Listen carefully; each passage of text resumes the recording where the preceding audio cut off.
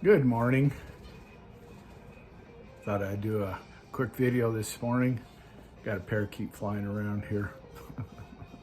I had to let him out. He's making too much damn noise. Let him get out and fly around a little bit. He's not as obnoxious. Anyhow, I posted a video on Facebook page the other day about where a young man was murdered by the Pueblo Sheriff's Department.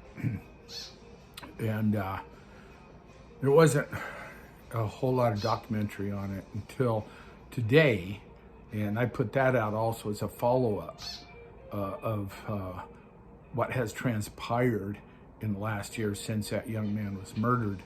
Now, just a quick brief background of what took place.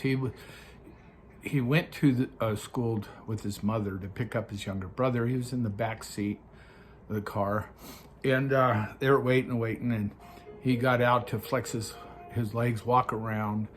He suffers from anxiety attacks, and that might have had something to do with that.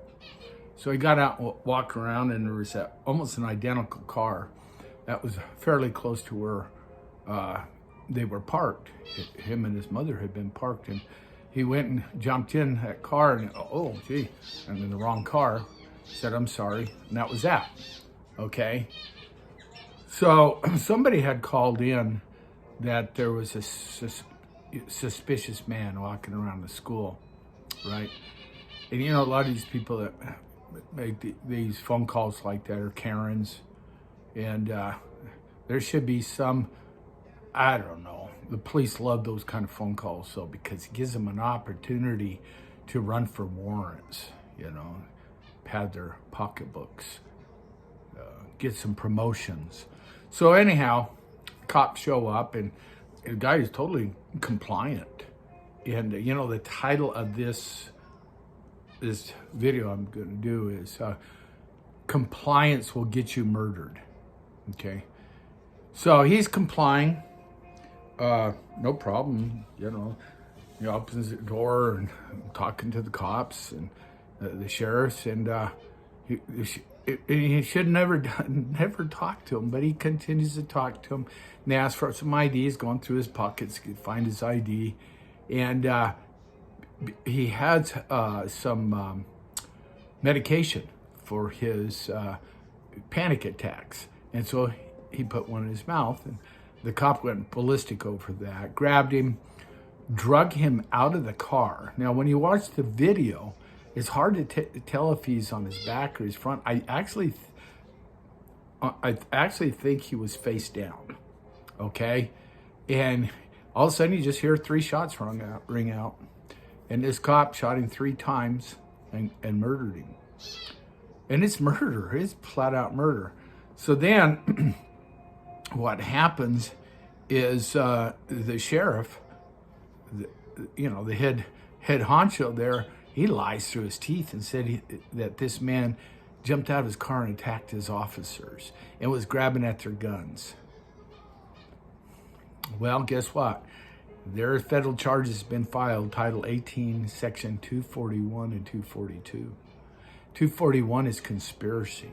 The sheriff is coming under federal scrutiny for conspiracy and covering up for these murdering officers. So you got at least three people there, deputy sheriffs and the head honcho sheriff, that are going to be tried in a federal court. It's just getting started.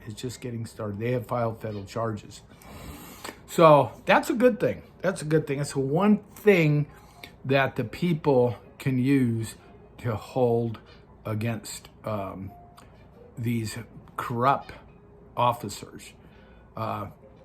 There's another interesting thing, another video I saw this morning, where it's called, the ATF is working with the local police department.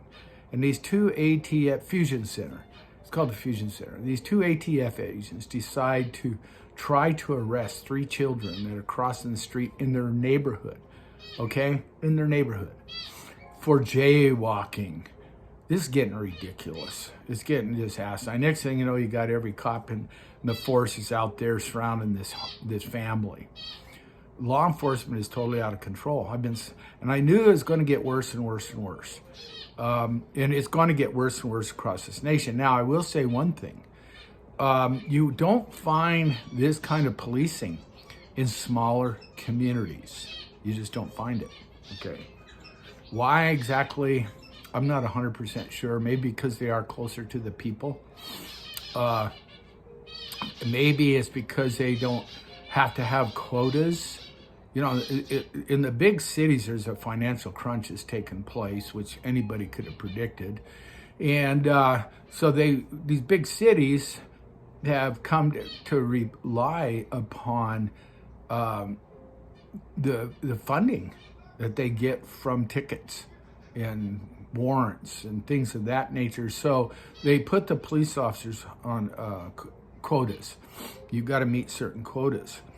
Whereas in the smaller communities, you're just not going to find that. Everybody's more close-knit.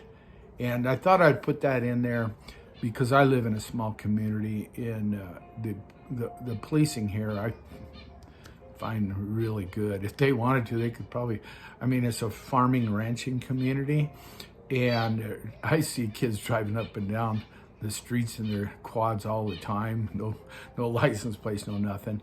And it's cool. I love it.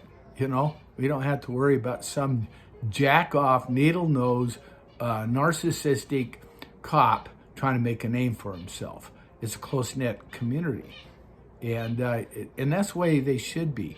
And, you know, in all fairness, what I'm going to say about policing in big cities, the police are between a rock and a hard spot because it's unconstitutional. They give them mandates for statutes and codes all the time. And you're either going to write tickets for that sort of thing or you're not going to have a job, okay? And the judges, the DAs, prosecuting attorneys, they're all protecting these police because it's all about the money, okay? It's all about the money. And you cannot it's really hard to get justice from a large city with the corrupt judges and corrupt DAs and the corrupt chiefs of police and corrupt sheriffs. And I say in fairness because at least for the police officers, they go to a short time through a academy. It's literally just like, it's no more than 6 months. And they're on a need-to-know basis, and they teach them, you know, what they want to teach them, which is not the Constitution of the United States. And they send them out there, and they get their heads full of bullshit. You know, one of the biggest one is if you don't give them your information, which is protected by your Fourth Amendment, for your private information, oh, you're obstructing. How can you obstruct justice where there has not yet been a judgment?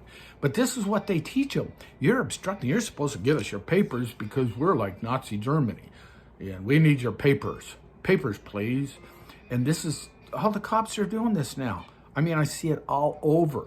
Now, a few people are standing up to them. But this is the crap they're teaching these police officers in the academy. So the police officers are not getting a good education. They're not being told the Constitution of the United States.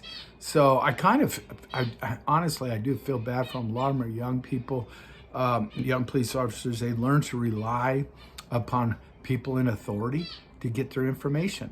And that's one of the biggest mistakes we can make. Anyhow, title of this video is going to be Compliance Will Get You Killed. Now, in this case, it was a very short, I mean, you see it, if you saw the video, it played out within minutes, okay?